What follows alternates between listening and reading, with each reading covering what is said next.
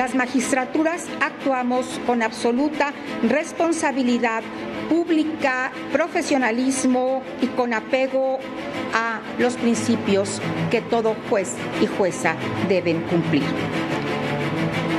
Sin temor a las críticas, exhibiciones, presiones externas, incluso amenazas directas e indirectas, personales, institucionales y familiares. Es crucial identificar y corregir los elementos que están provocando esta distorsión para asegurar que prevalezca el orden constitucional. La integración de la Cámara de Diputados debe garantizar la pluralidad. La sobrerepresentación, cuando se permite, erosiona los controles institucionales. El proyecto no solo es respetuoso de la Constitución, también es razonable en términos democráticos y es fiel a los precedentes de este Tribunal Electoral. En México contamos con un sistema mixto con prevalencia del principio mayoritario, en el cual se admite un cierto grado de distorsión entre votos y extraños. Se acabaron, en términos prácticos, para fines prácticos, se acabaron los contrapesos. Morena y sus aliados lo controlarán todo, controlarán la Cámara de Diputados, seguramente se harán del control del Senado de la República, tendrán mayoría calificada, mayoría para meterle mano cuando quieran, como quieran, a la Constitución. Lucy Bravo. Lucy, ¿cómo estás? Bien, buenas noches. Muy buenas noches. Rogelio Rodríguez Garduño, ¿cómo estás, Rogelio? Un gusto, Manuel. Lucy. Muy buenas noches. Arturo, dame, Arturo. Lucy, Manuel, Rogelio, muy buenas noches. Muy buenas noches. Tienen todo el poder, Lucy. Tienen todo y más para hacer y deshacer a placer. Así es, y sobre todo porque, bueno, yo creo que aquí sí es importante detenernos a pensar y a preguntarnos cómo llegamos a este punto. Yo creo que efectivamente México en estos momentos está atravesando una erosión democrática, así como ocurre en muchos países en el mundo. Y aunque el catálogo es amplio, hay países que han logrado de alguna manera resistir esta erosión. Hay otros que efectivamente pues han visto cómo sus instituciones democráticas pues se han desvanecido. México no es ajeno a lo que está ocurriendo. Y creo que también es importante recordar que esto no ocurrió de la noche a la mañana. De hecho, esto viene de mucho tiempo atrás, sobre todo viene de un sistema político electoral desafortunadamente que fue y ha sido históricamente secuestrado por los partidos políticos y sus respectivos intereses. Y claro, en estos momentos y esta noche es inevitable pensar que algo definitivamente está muy mal en un país, en un sistema político electoral en el que una fuerza política puede obtener el 54% de los votos y ser representado hasta por arriba del 70% en el Congreso. Claramente las reglas del juego, algo no está bien, pero una vez más, esto viene mínimo, ahora sí que de la época o de la década de los 90, y durante mucho tiempo los que ahora están en la oposición pues también aprendieron a beneficiarse y utilizaron las reglas del juego precisamente para sus intereses, y hoy estamos pues básicamente ante este último acto en el que efectivamente pues esta regla o estas leyes que se crearon para evitar que una sola fuerza política pudiera modificar la Constitución, pues terminan precisamente revirtiéndolo y termina ocurriendo lo que se supone pues iba a corregir o iba a evitar desde el punto de vista de su creación. Se acabó ese México, parece que se acabó, Arturo. Pues sí, porque mira, para todo efecto práctico, López Obrador y Claudia Sheinbaum están a un senador de obtener la mayoría calificada en el Congreso de la Unión. Un senador que lo van a conseguir sin lugar a dudas. Quizá ya lo tienen. Quizá ya lo tienen. Quizá hasta haya fila. Puede ser que no sepamos quién es. Ya sabemos, les faltaban 3, ya sabemos quiénes son los otros 2. Una verdadera vergüenza. Les falta uno que lo van a conseguir.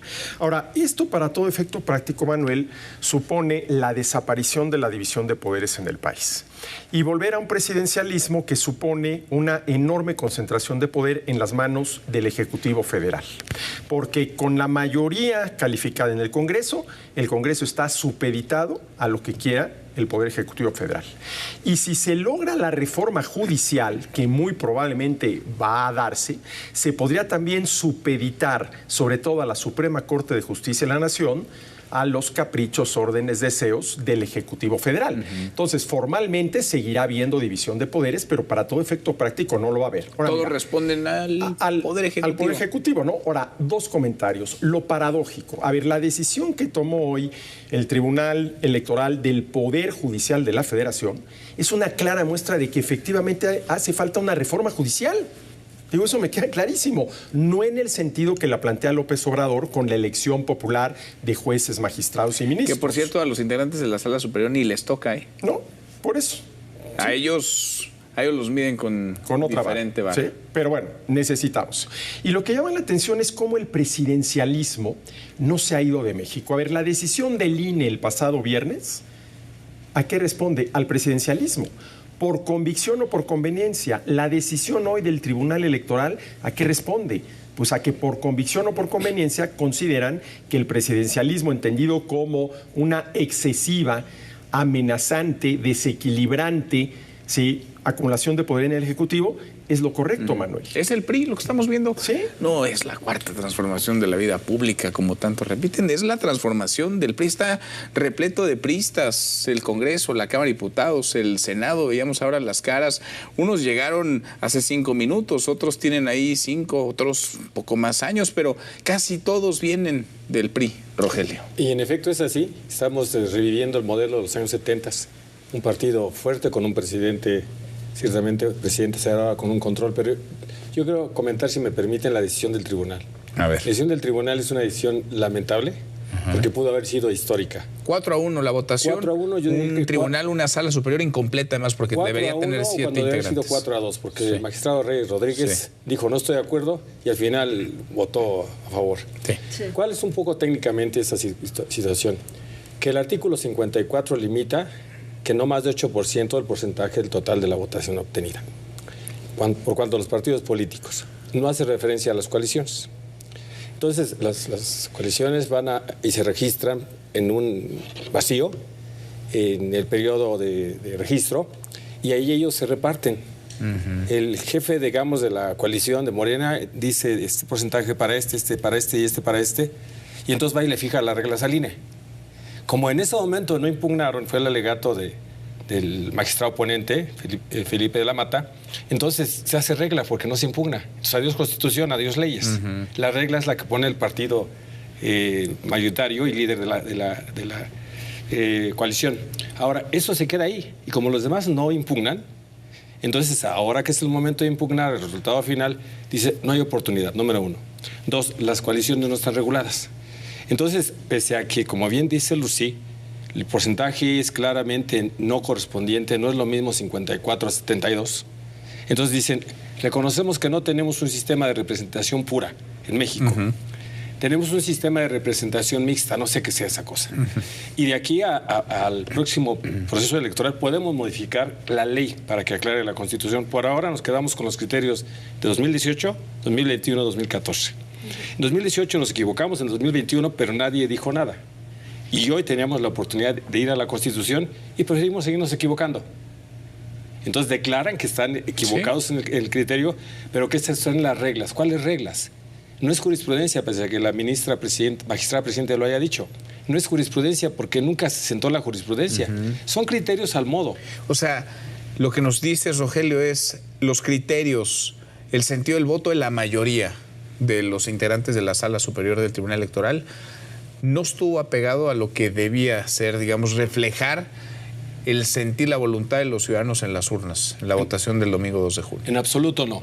La Constitución no es un artículo, no es el artículo 54, por más que el 54 se ha discutido.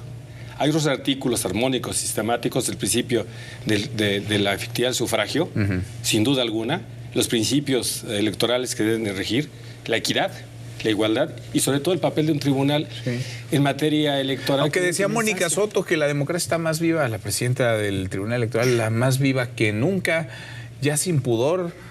Pasaron unos cuantos minutos de esta votación y el Verde ya le cedió 15 diputados a Morena. No ha iniciado la legislatura y ya empezó la transacción, el intercambio de legisladores para que Morena tenga la mitad más uno. Morena por sí solo tiene 251 diputados ya. Y esa es una mayoría también construida de manera artificial. En esas andamos. En esas andamos. Y mira, el senador que le falta para tener también la mayoría en el Senado a Morena, ni siquiera es un senador que tenga que afiliarse a Morena. Simplemente que vote en el sentido que quiere Morena, pudiendo ser del PAN o pudiendo ser del PRI. Habrá que ver cuáles serán las consecuencias. Bueno, como estos del PRD o de lo que era el PRD. Porque el PRD, ¿no? Que dicen que son congruentes y que ellos no están traicionando a nadie, que no le deben nada a nadie. Que porque toda su vida han sido de izquierda y ahorita la izquierda está representada por Morena y que no van a traicionar sus Pero principios pidieron el de toda la vida. voto por el PRD, por el PAN y por el PRI, por criticando a Morena. Criticaban y a la Cuarta Transformación, ¿no? Sí. Y mira, bueno, pues hoy es muy difícil decirte porque ahí están los videos, los acabamos de ver, ahí están los videos, ¿no? Entonces, es verdaderamente, a ver, Manuel, ¿no tendrán la más mínima vergüenza? Yo creo que no. Yo creo que no. No, bueno, la muestra es que no pasaron ni 20 minutos. Una vez consumado, pues sí, el fraude de la sobrerepresentación, les regresaron los diputados que habían utilizado para inflar la votación y pues y no solo eso, esto le va a permitir a Morena pues efectivamente controlar los órganos de gobierno en la Cámara durante al menos 3 años. O sea, creo que nada ocurre por mera casualidad y sobre todo porque... Y en el Senado tienen ya también la mayoría, porque son 66. Sí, claro. Entonces, los 6 años van a poder controlar los órganos de gobierno. Y partimos del hecho de que, a ver, de entrada, bueno, también lo escuchamos en las últimas horas, ellos hablaban de ser ya la segunda fuerza política y que no podíamos seguir refiriéndonos al Partido Verde como el partido satélite, que falta de respeto, cuando, perdón, pero pues en los votos y en cuanto a los resultados en las urnas, no son la segunda fuerza política, pero pues esa es la distorsión en la que hemos caído. 6 distritos electorales. De 300 ganó 6. El PT no ganó ni uno. Y aún así están como están las cosas. Y en ese sentido quiero dejar anotado algo. Esta decisión fue inconstitucional. El tribunal encargado de la constitucionalidad electoral fue inconstitucional. ¿Por qué? Porque dice el artículo que tanto discutieron en el 54, que para que un partido acceda, voy a hablar de partido, acceda al reparto de la representación proporcional, tiene que haber cuando menos registrado en 200 distritos a candidatos. Por supuesto que el PT no lo hizo. El Verde en algunos casos no lo hizo. ¿Quién sí lo hizo? Morena, por supuesto. Entonces, el criterio que adoptan es que no lo registraste como partido, pero te prestamos las coaliciones. Eso es una construcción metaconstitucional, porque el ciudadano no vio allí al candidato. ¿Cómo vamos a mandarle un diputado de representación proporcional si no hubo candidato en el distrito donde va a estar ese diputado? Eso es un fraude a cualquier sistema democrático, por supuesto. Pues sí, ahora va todo pegado, es decir, todas son piezas sueltas de un rompecabezas que estamos tratando de armar, porque la primera víctima de esta mayoría aplastante va a ser el Poder Judicial, porque van a aprobar la reforma al Poder Judicial y se van a seguir con los órganos autónomos y después con lo que se les ocurra y se les antoja. Y mira, supone supeditar al Poder Judicial, supeditar al Poder Legislativo y desaparecer al Estado. A ver, ¿qué entiendo yo ahorita por Estado? Los órganos autónomos del Estado independientes del gobierno. ¿Cuáles quedarían todavía como parte del Estado? El Instituto Nacional Electoral, el Banco de México, el INEGI. Y a ver si no acaban metiéndoles manos. Porque, a ver, si van a poder modificar la Constitución sin tener que negociarlo con nadie, en una de esas lo primero que hacen es quitarle la autonomía al Banco de México. Y eso que supondría que entonces bastaría un memorándum del secretario de Hacienda al Banco de México pidiéndole determinada cantidad de dinero para financiar gasto del gobierno para que el Banco de México tuviera que hacerlo.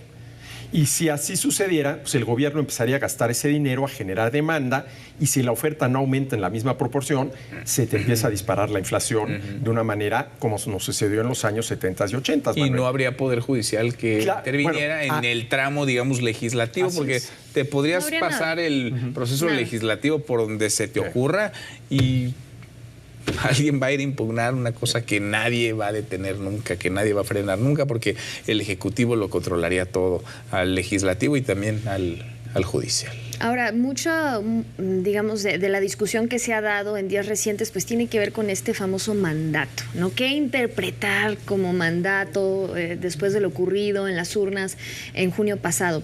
Bueno, eso también es algo que efectivamente pues estaremos estudiando, yo creo que de aquí a muchos años más, porque la interpretación que ellos hacen, bueno, yo no estoy del todo segura que efectivamente todos aquellos que votaron mayoritariamente, por lo menos, nadie está negando eso, nadie está negando los resultados apabullantes que obtuvieron, pero tampoco creo que en esa ruta pues forzosamente se tenga que transitar por erosionar no solo tus instituciones, tus órganos autónomos, sino también tus relaciones comerciales.